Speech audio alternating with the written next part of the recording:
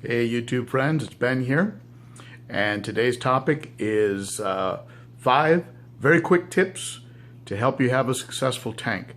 These are 5 tips that I've picked up in the last few years that I think could help you to be successful in your fish keeping. All right, enjoy them, and certainly feel free to comment below if you have a few that you'd like to add to the list.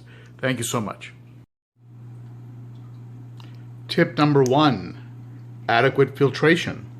On this 135 I'm running a Fluval FX6 and a Sun 704B. So what you have going on here is about 1,000 gallons of water turnover per hour. There's a rule of thumb that some people stick to, which is turning over your tank about 10 times an hour. So certainly with a 135, you'd want to have a 1,350 gallons of water turnover per hour. That isn't how much turnover you'll get if that's what your filters are rated at, because once you stuff them with media, that gallons per hour, your GPH is going to go way down. So just keep that in mind. And you know, I shoot for 10, knowing that 10 is going to end up being probably realistically around 6 or 7 times an hour of tank turnover after you put the media into the filters. Tip number 2: quality food. Don't cut corners on your food. I've tried several foods.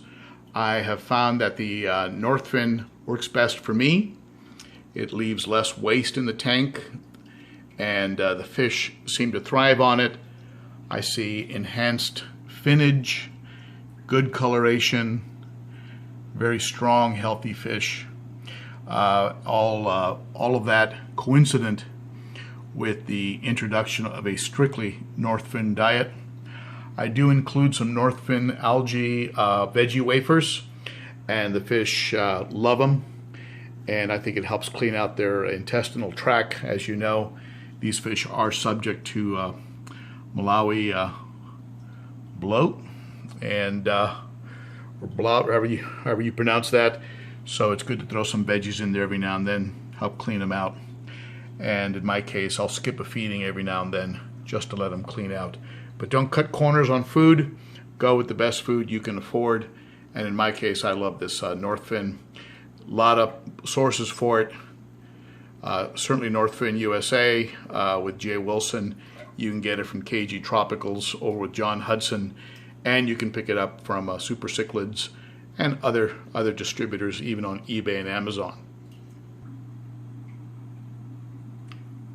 Tip number 3.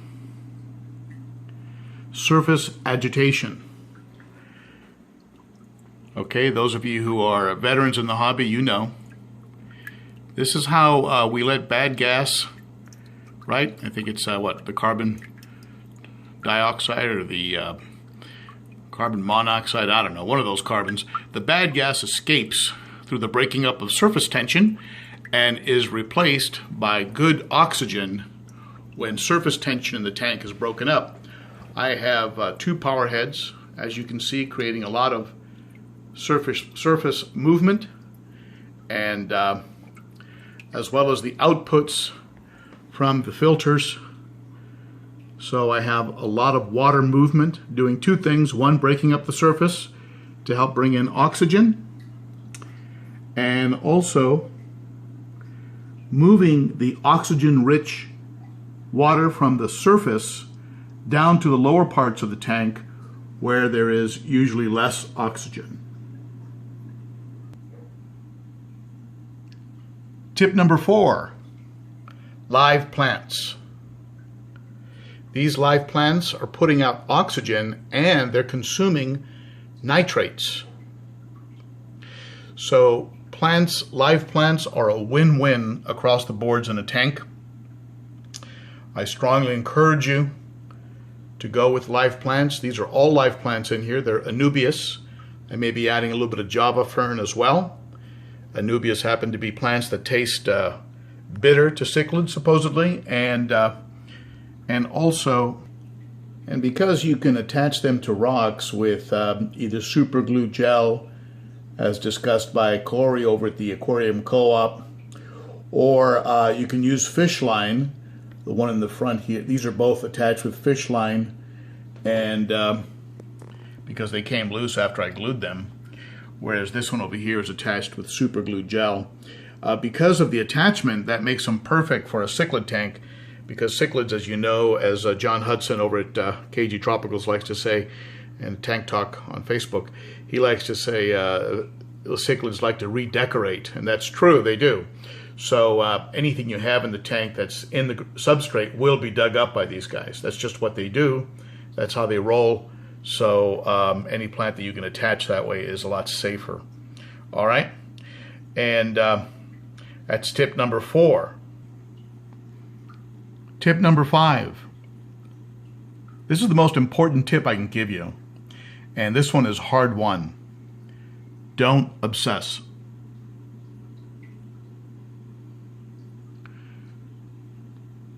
Enjoy your fish. Enjoy your tank.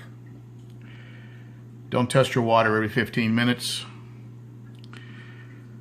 Have it be a hobby that gives you relaxation and helps the muscles in your neck to relax, not to tighten up and become more stressful. If the hobby is causing you too much stress, there's something you might be doing wrong. You do a little more research, figure out how to reduce the stress. It should be a form of relaxation and total enjoyment. You should be getting a lot more joy than stress. Now that doesn't mean neglect your tank, put off water changes, things of this nature. No, it just means enjoy the heck out of it. Sit back, have a cup of coffee, have a beer, watch your tank, and enjoy the heck out of it. And don't worry so much. And that is very, very key.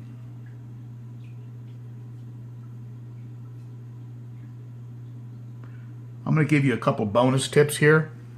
Tip number 1, try and go with aragonite, if that's how it's pronounced, or with perhaps even sand, regular sand, something that's soft on the edges and isn't sharp, because these fish are constantly cycling, picking up and spitting and sifting through the sand, and eventually that will work as an abrasive on their lips and gills.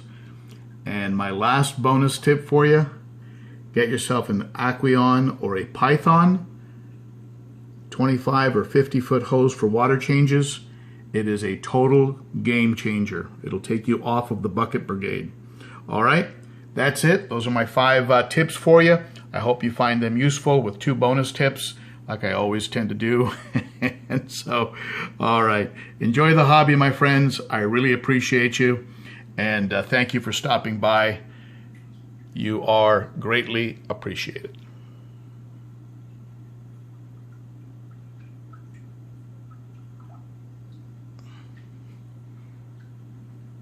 Come on out, old man.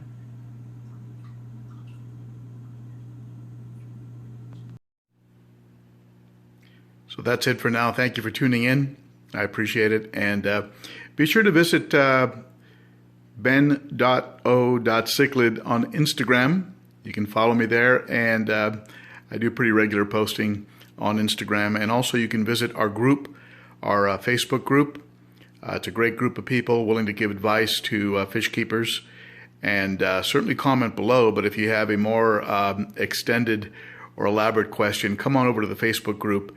That's ben.o.cichlid, ben.o.cichlid.